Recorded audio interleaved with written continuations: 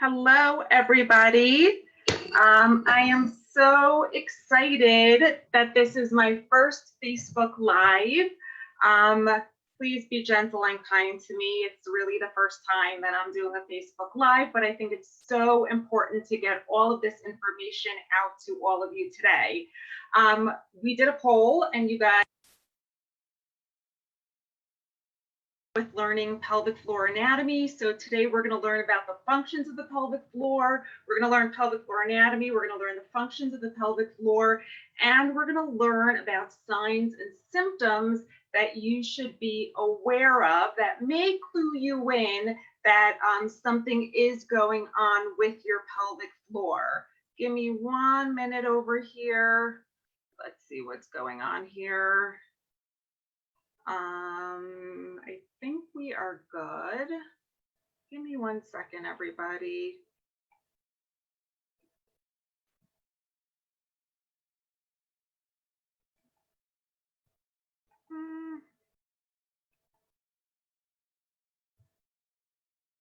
Here we go. Okay, so we're going to discuss the anatomy of the pelvic floor first, which is super exciting. And I really do believe that this is anatomy that everybody should understand. It will empower you to really take charge of your pelvic health. So let's start with basic pelvic floor anatomy. The pelvic floor muscles are a group of muscles that lay at the base of your pelvis. They literally line the entire base of your pelvis. So if you were looking at the body from the head down, looking into the pelvic cavity, you would see a serial bowl-shaped group of muscles. You would see a dome-shaped group of muscles, and many times we call them a hammock-shaped group of muscles because they have a natural concavity to them. These muscles go from the pubic bone all the way back to the tailbone and from one side of the hip to the other. So they literally line the entire base of the pelvis. There are 3 layers of pelvic floor muscles, and each layer has at least 3 muscles in it. So it's a pretty intricate group of muscles. The first layer of pelvic floor muscles, well, first let's discuss how the perineum is made up of a diamond shape. So it's really shaped like a diamond, and we separate it into 2 triangles, the urogenital triangle and the anal triangle. Layer 1 of the pelvic floor muscles is really the external genitalia. It's what we see from outside of the body. So if you were looking at the body from the outside, this external genitalia is the layer 1 of the pelvic floor muscles. So if I were to ask you to close and lift, or to hold back the flow of urine, or to hold back wind, we would actually see these muscles pulling up and in. We should be able to see these muscles relaxing. Conversely, if we were to tell someone to act as if they were pushing out a bowel movement or bearing down, we should be able to see these muscles lengthen. So there's a lot of assessment and a lot that we can tell about the health of the pelvic floor muscles just by assessing the outside of the pelvic floor muscles. The functions of layer 1 of the pelvic floor muscles has a closure mechanism. So it's to maintain our continence. The second layer of the pelvic floor muscles, and also just to backtrack for a second, it has a closure mechanism. That's where our external sphincters are. Our external sphincters are under our voluntary control. It's skeletal muscle. So we can control whether we want to hold back urine. We can control whether we want to hold back wind or release it. And it also has layer 1 of the pelvic floor muscles also naturally has a sexual function as well. And we'll talk about all of the functions of the pelvic floor muscles in a moment. A really important structure on the perineum, which we can assess in the first layer of the pelvic floor muscles, is a fibromuscular structure called the perineal body. The perineal body, like I said, is a fibromuscular structure, and it is really, really important. It provides support for the pelvic floor and the pelvic viscera, and it is also an important area of insertion for a lot of the pelvic floor muscles.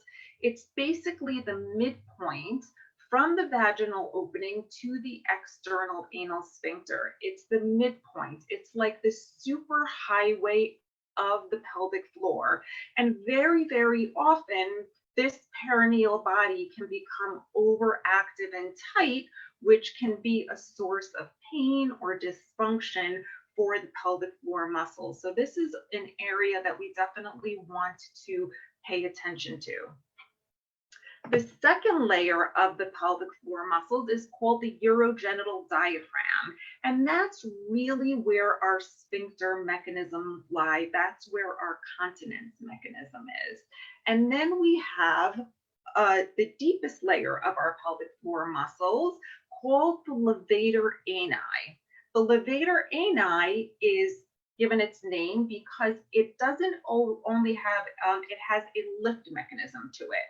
So many times women will have, feel like they have a weak pelvic floor, and they will decide that they want to do Kegels, and they'll go ahead and they'll start a Kegel program, and they'll open and close and open and close, but they never truly get better, or their symptoms don't really go away because they're not working through all three layers of the pelvic floor, and they're not closing and lifting. That levator A9 layer has a lift mechanism to it.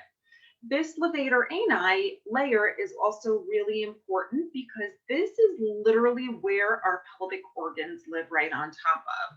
So if we put our pelvis together, you will see that the uterus and the bladder, let's just put our organs in here, that the uterus, the bladder, which is really right behind the pubic bone. It's a little lower anatomically than people think it is. And the uterus is above and behind the bladder with the fallopian tubes and the ovaries, and the rectum is right behind that. And these pelvic organs live right on top of the levator A9 layer of muscles. So it becomes very clear that the length tension relationship of the pelvic floor muscles is really, really important. The health of these muscles, making sure that they're strong but not overactive and too tight, and making sure that they are not too lax. If they were too lax or weak, those pelvic floor muscles, they wouldn't provide enough support for our pelvic organs.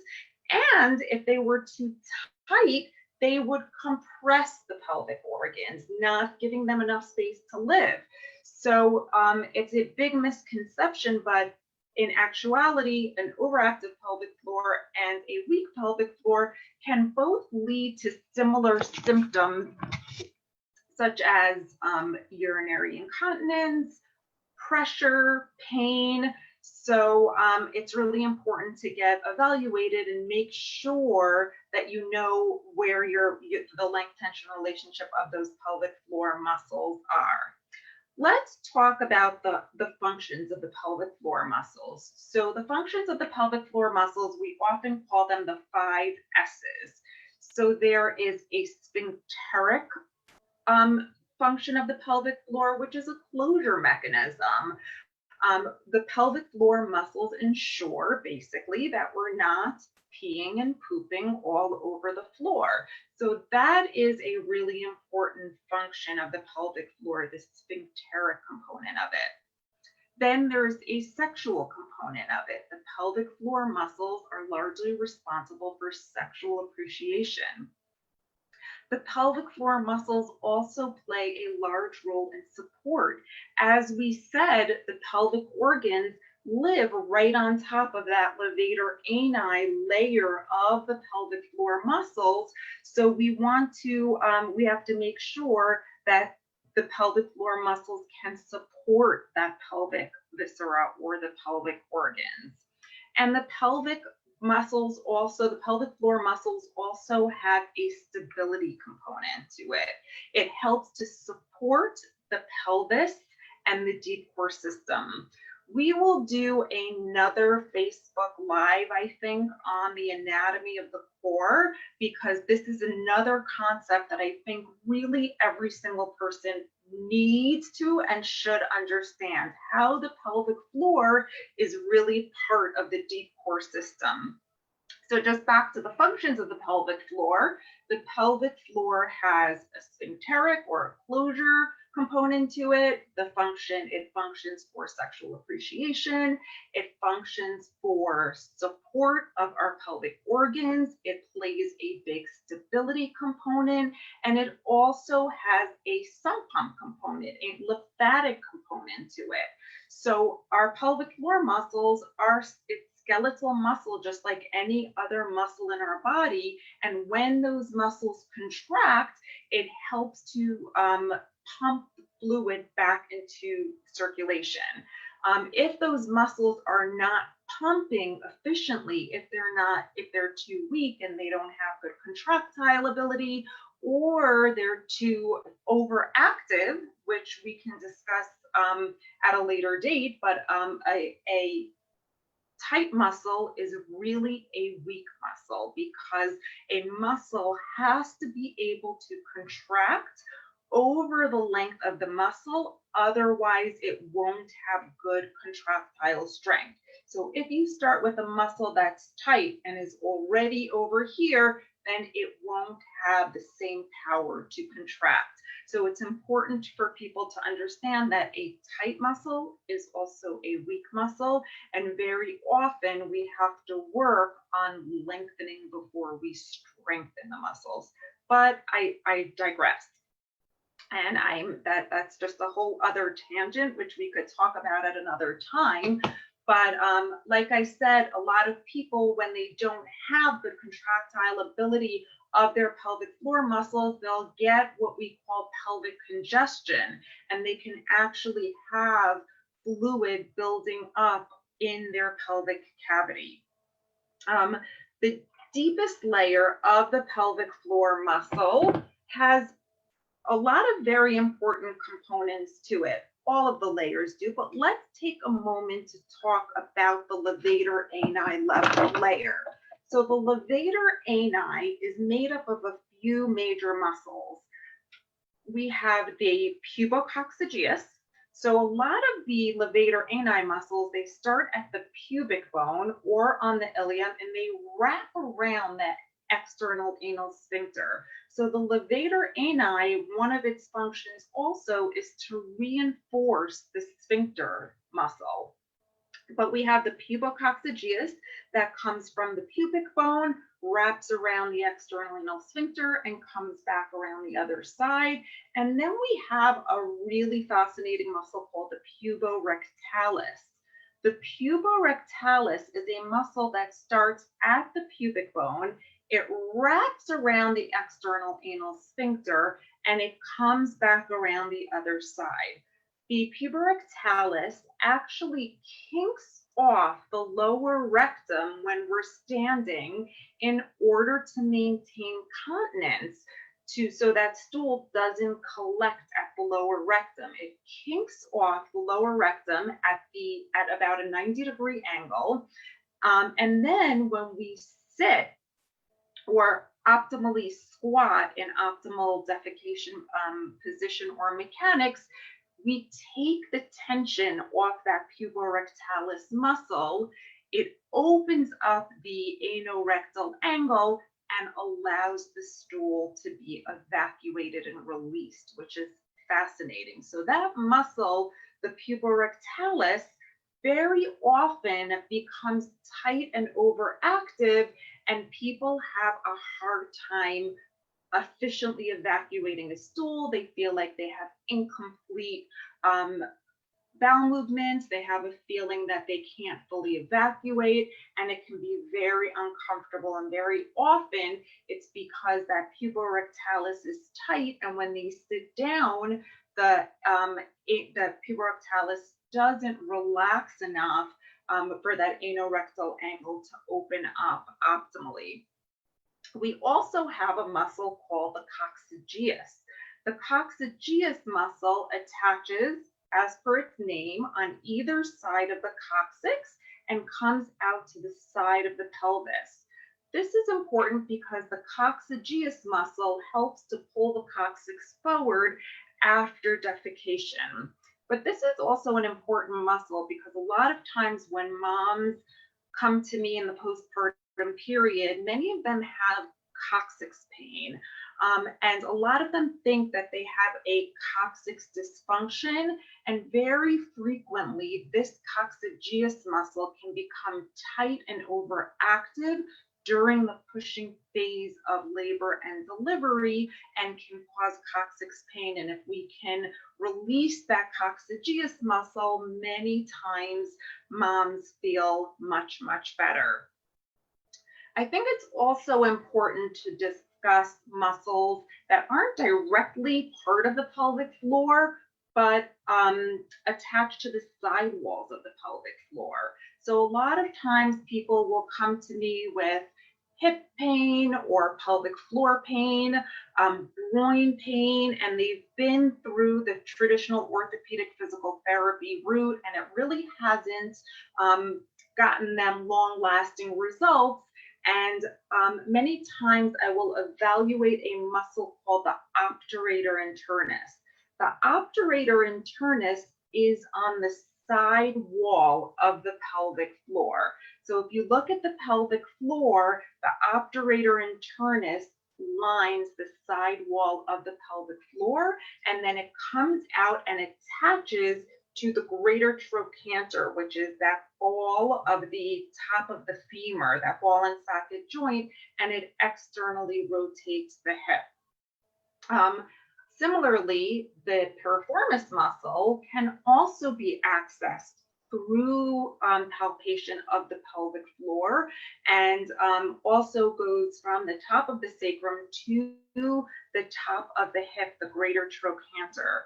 So many times when we evaluate the pelvic floor, or always when a pelvic floor therapist evaluates the pelvic floor, we also evaluate the obturator internus or the piriformis, and we can release it internally.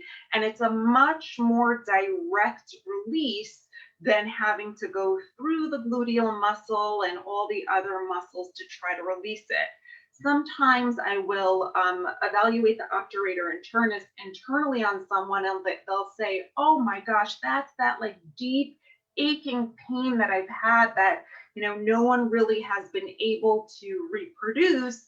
And that's their obturator internus that gets tight. And very often that muscle does get overactive and tight if it has to compensate for another muscle, or if the pelvic floor is not working optimally.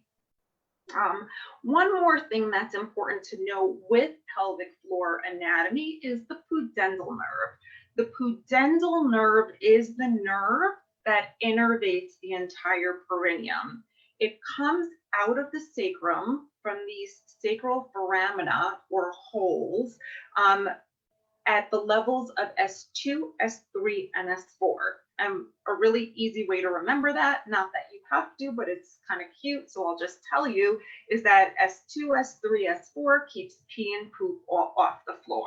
So that's just a little way to remember that the pudendal nerve comes out of those nerve roots.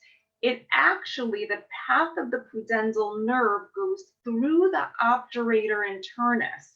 So if an obturator internus or pelvic floor muscles are tight, people can get sort of like nervy, radicular type symptoms as well, because the pudendal nerve may not be able to slide and glide through those muscles as it should. It may become entrapped and be a source of pain. So we need to make sure that not only are we assessing for the length tension relationship of the muscles, the tone of the muscles, but we also want to ascertain what the root cause of someone's pain is. Is it because the pudendal nerve is entrapped, or is another muscle entrapped? Is it because there's scar tissue, or because the muscles are too tight? So we don't only want to treat someone's pain or symptoms, we want to get to the root cause of it. But the pudendal nerve comes out and then breaks off into 3 branches. So there is a branch to the clitoris, or to the penis in men. And yes, for all of you men, don't run away from this Facebook Live. Men have pelvic floors too that are actually almost identical to women's pelvic floors, with obvious differences in external genitalia and pelvic organs, but men have pelvic floors too, believe me. So there's 3 nerves to the pudendal nerve. One innervates either the penis or the clitoris. There's a perineal branch to the pudendal nerve, and there is a rectal branch of the pudendal nerve. So we want to make sure that the pudendal nerve is sliding and gliding optimally through the course of the nerve, or the pathway, so that all of these 3 branches can live freely and slide and glide. One of the branches or all the branches can become affected and be a source of pain for people. So that's really basic pelvic floor anatomy. I am going to really apologize in advance because I don't see the questions up. So please comment in the questions. Again, this is my first Facebook Live, so you are going to have to bear with me on this, but I'm open to feedback, and we are going to do this all the time, so hopefully I'll get better and better at it. But an important question is, how would I know if I have a pelvic floor dysfunction? And the answer is that you really should be evaluated by a pelvic floor therapist and get a thorough assessment. But a good rule of thumb is, if you have symptoms in 4 areas: peeing, pooping, pain, and pressure, and we'll go through all of them in a minute, then you may have a pelvic floor dysfunction, and you may want to be evaluated by a pelvic floor therapist. So peeing, obviously, we're talking about the bladder, the urethra, which is the tube that eliminates urine from our body, the vaginal opening, and the lower rectum all go through the pelvic floor muscles. So if you have bladder urgency, frequency, hesitancy, retention, pain with urination, that may be a clue that you have a pelvic floor dysfunction. If you have fecal incontinence, or I'm sorry, if you also have urinary incontinence, but if you have urinary incontinence and leaking, if you have fecal incontinence, if you have difficulty holding back wind, if you have fecal urgency or frequency, or pain with bowel movement, or an incomplete evacuation, that may clue you in that you may have a pelvic floor dysfunction. And pressure in the perineum is a clue that you may have a pelvic floor dysfunction. It's maybe a sign that you have pelvic organ prolapse, which is one of the key signs or most common signs of pelvic organ prolapse, which is when the pelvic organs descend from their anatomical position. You would definitely want to be evaluated by a pelvic floor therapist. And then we have pain. Now, the thing is, pain does not only have to be in the pelvic floor. So a pelvic floor dysfunction could manifest as pain in the pelvic floor. It could manifest as pain in the groin. It could manifest as pain with intercourse, which is never normal, by the way. Pain with intercourse is never normal, and we can do a whole other Facebook Live on that. If you have pain with bowel movements or pain with urination, if you have hip pain or low back pain or bra line pain, those can all be indicative of a pelvic floor dysfunction. So remember, if you have any symptoms in peeing, poop, pain, or pressure, that may be a sign or a red flag to you that you may have a pelvic floor dysfunction and that you should be evaluated. I'm going to try to keep this Facebook Live short and to the point. So I want to thank you so much for being here. I'm really looking forward to our next one. I'm going to try to get all the topics that we discussed in as a Facebook Live. And don't forget that you could now follow me on YouTube on my new YouTube channel, Pelvic Core Rehab Plus. Don't forget to subscribe, like, and hit the bell. And I can't wait to continue to learn with you and bring you whatever you want to hear. Have an amazing day, everyone.